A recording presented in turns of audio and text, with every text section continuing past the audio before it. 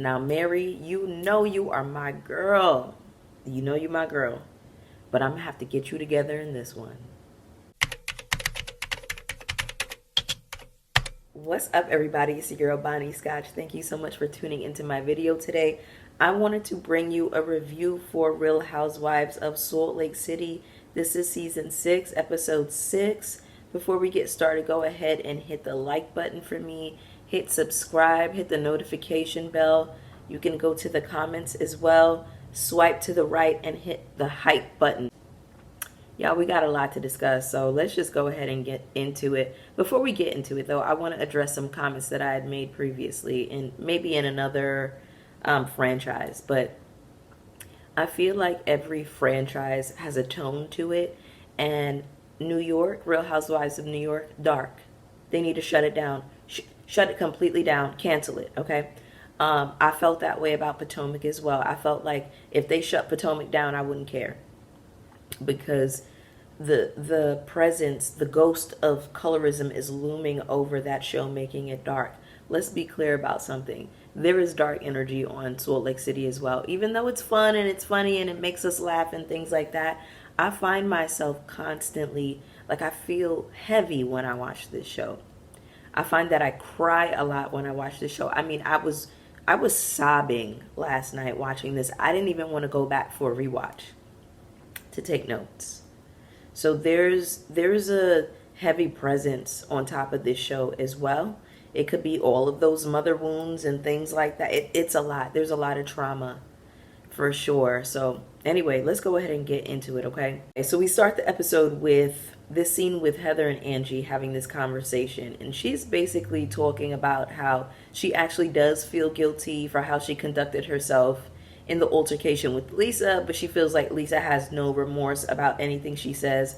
And I agree with Angie on that. Lisa don't give a damn. She don't give a damn about you girls. Next up, we have Bronwin and Todd going to have ice cream together. So she tells him that, you know, I always save the cherry on my sundae for last, for the very end. That's my favorite part. And it makes me so mad when you take it. So he's eating his ice cream and he gets to the bottom of his cup and then he reaches over into her sundae, looks her dead in her eyes, and eats the cherry out of her sundae, the one that she just told him that she wants. Y'all, I feel like a lot of people would not make this a big deal, but that's a big deal to me. If you tell a motherfucker that the cherry out the sundae is your favorite part, and you want to eat it last, and they eat your cherry every time, they hate you. They hate your guts. I know a lot of people feel like that's not a big deal. It's petty. It's something you can get over. But it's little instances like that that roll over into bigger instances. I need you to hear everything that I say. I need you to take in all of the big, all of the small. I need you to take in everything that I'm saying, especially in a space where we're lovers and you're going to just disregard what I said to you like that. That's insane. Listen, Bronwin, I just hope it's worth it for you. I hope it's worth it. When I tell you, I wanted to slap the dog shit out of Bronwin's husband. Get out. Will you get out? You want somebody? You have to pay attention to all of those little moments when a person doesn't care about disregarding you and your wishes. And as much as Bronwin was saying like, oh, you can do better, I feel like, Bronwin, you could do better. You was telling Britney she could do better. You could do better too, mama. Because I don't give a fuck how rich you are.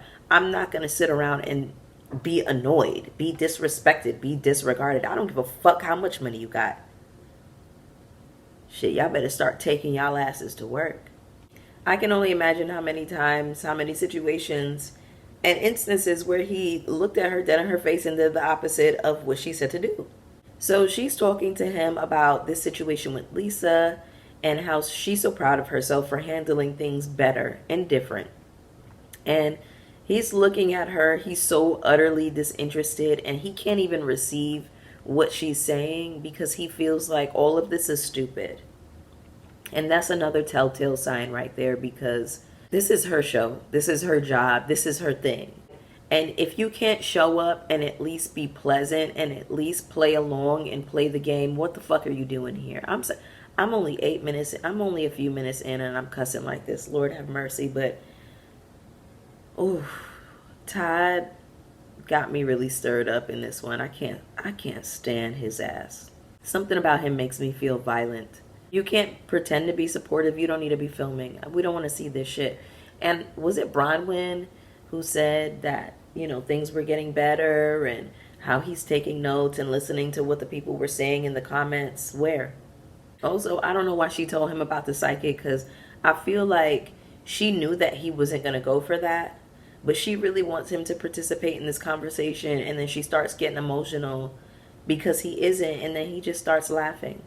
By the way, who has y'all favorite shimmy card? You know, the transitions between each scene and the girls do a little shimmy, and I think Mary does a little bankhead bounce or something like that. I feel like Mary and Lisa have the cutest transition cards. Those are my favorites.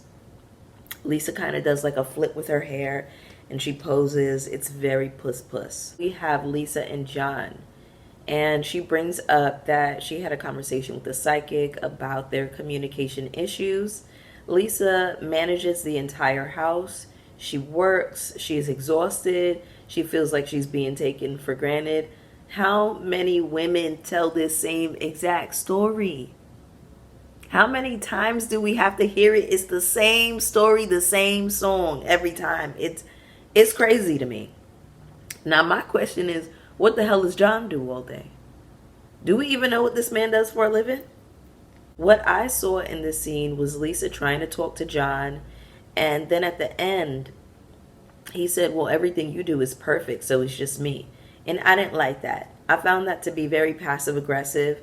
Now, this conversation is not enough for me to see the full scope of their dynamic in their relationship, but from what I was shown, this was not good. Because this is the first time I've ever seen Lisa calm and trying to clearly communicate, whereas where she communicates with the other girls, she overtalks them, she cuts them off, she never sees their point of view, and in this situation, she was actually listening and trying to have a conversation.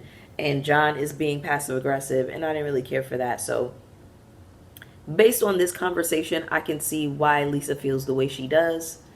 I hope we see a bit more of that as, the season goes on.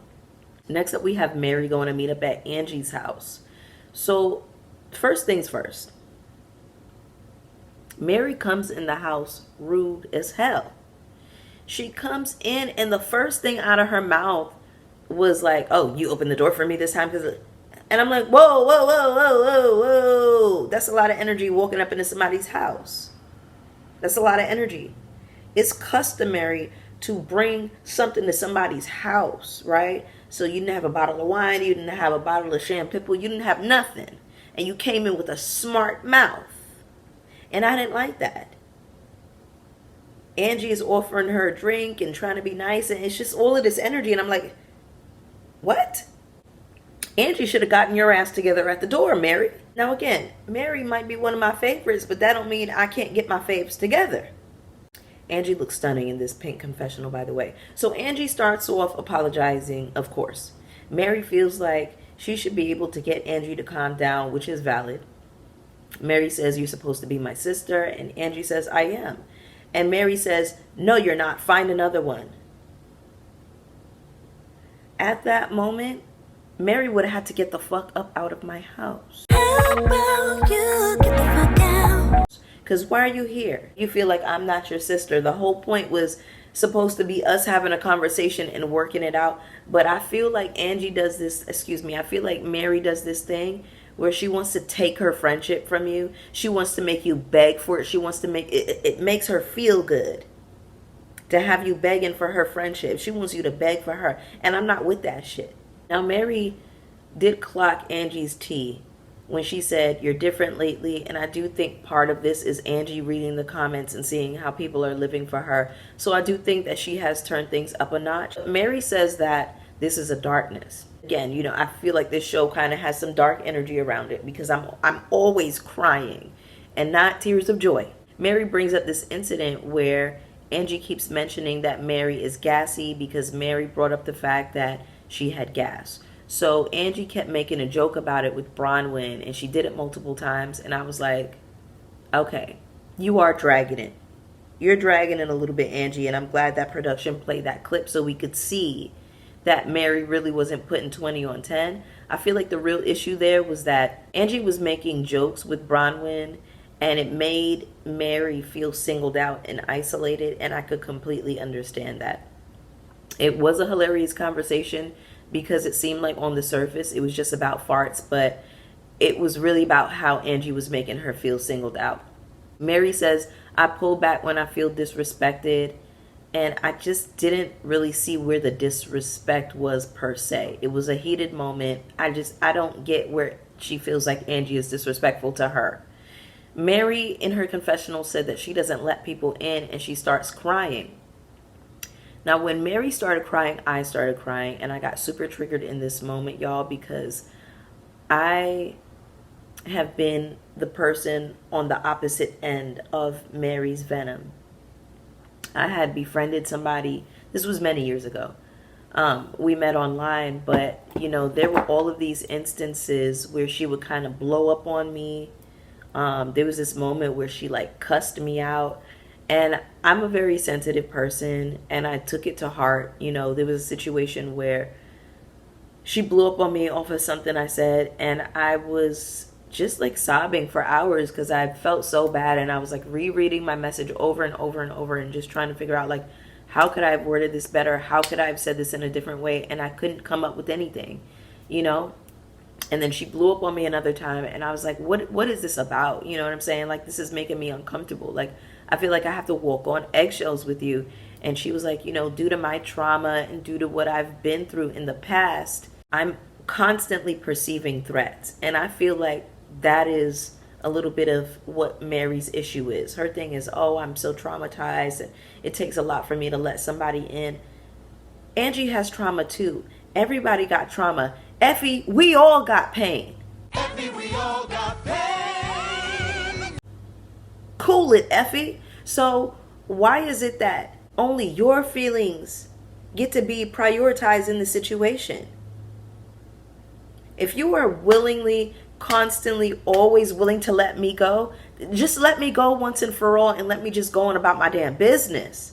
I can't take the back and forth and the push and pull in friendships, because friendships just mean so much to me. That's like chosen family. So if I choose you, I've chosen you for a reason, and I assume that it's going to be the same way on the other end. But you can't keep discarding me. You can't do that. Oh, I told you, this shit triggers me, man. Now, I mean, I don't feel as awful as I did last night. Last night I was weeping watching the scene, because I know what it's like to be on the other end of what Mary is throwing, and it's not cool. Mary would have to get the fuck up out of my life, out of my house, out of my face, all of the above. I would not be able to stomach a friend like Mary. Mary would be dead to me as a friend. Period. Again, I love Mary, but I don't feel like she is showing up as a good friend. I really don't. And I don't like how she was treating Angie last year either. Now, her points are valid, but you can't just get up and walk out the door when shit gets hard.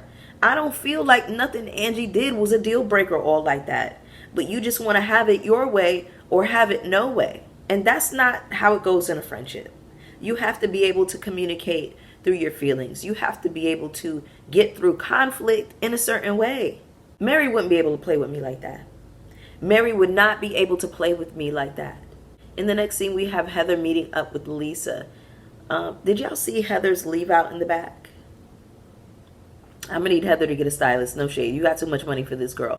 Lisa is going on and on about Angie and just being sick of her attacking her. And Heather checked her and it was like, listen, if Angie is being a bitch, then you're definitely being a bitch as well. And can I just say how proud I am of Heather for standing up to Lisa in this moment, for calling her out. I said, okay, Heather. So we learned that Lisa said suit man, not soup. So suit as in what you wear, not soup as in what you eat. And okay, anyway, Lisa said that she just made that up. Heather says everybody at the table has a history with you and it's hard to ride for you. And Lisa just starts crying again.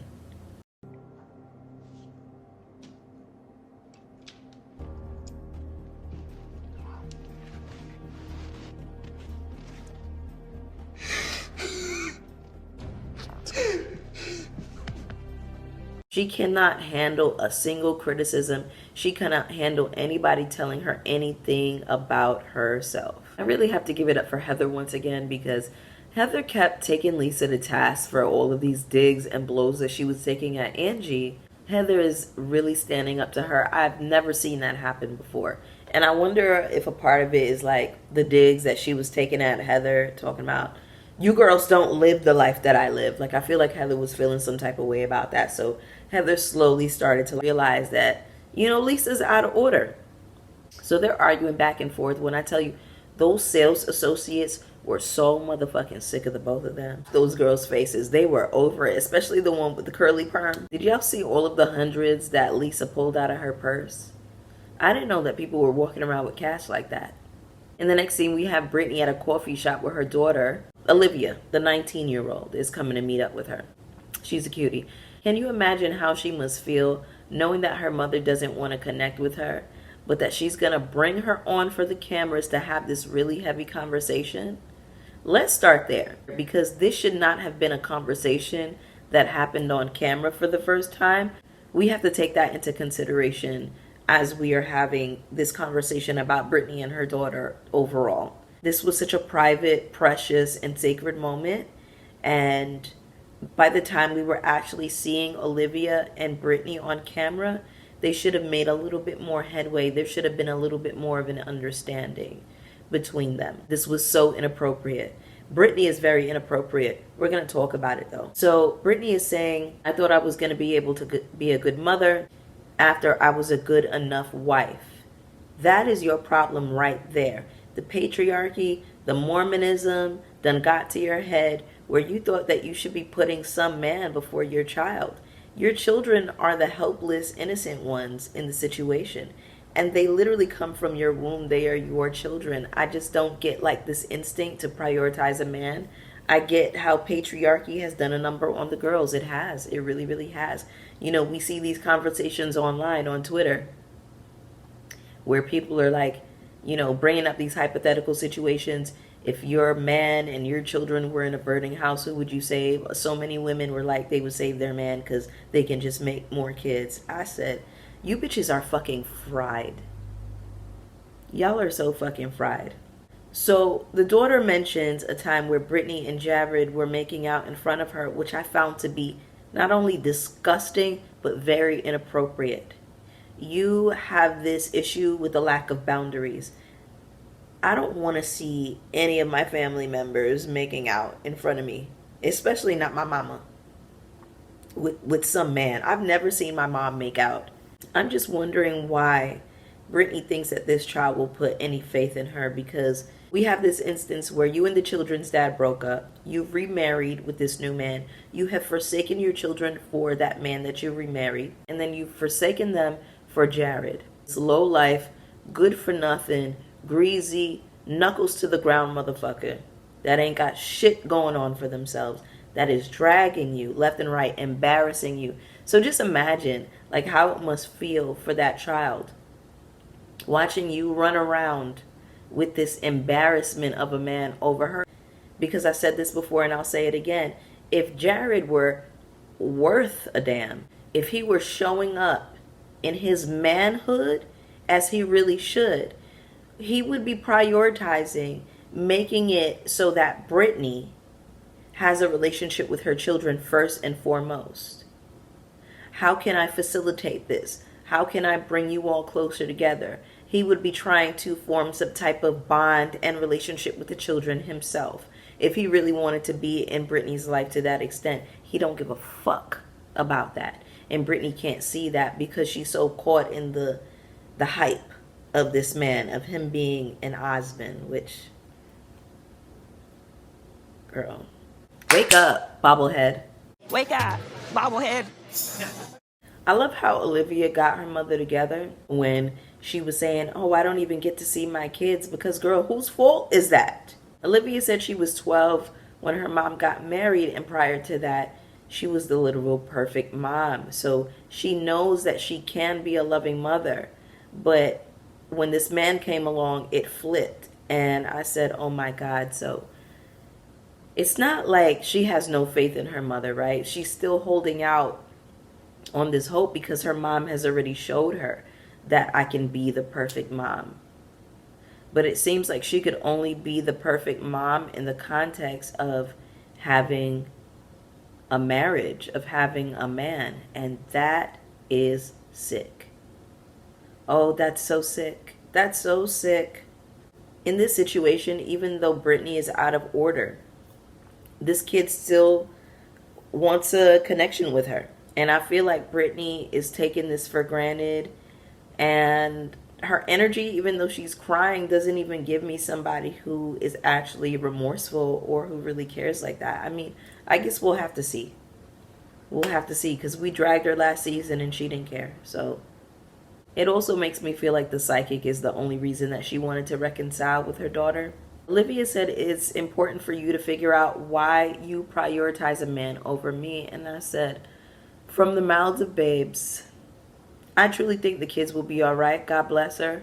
You know, I think she's so smart and emotionally aware somehow to have an absent mother and to probably feel so disconnected from her mom. She is still, she just seems like she has a good head on her shoulders. She's a good kid with a good spirit, I feel. Again, y'all, like that had me sobbing as well. Like the shit with Mary and this shit with Britney's daughter. I said, oh, y'all bitches is doing too much. There's too much going on.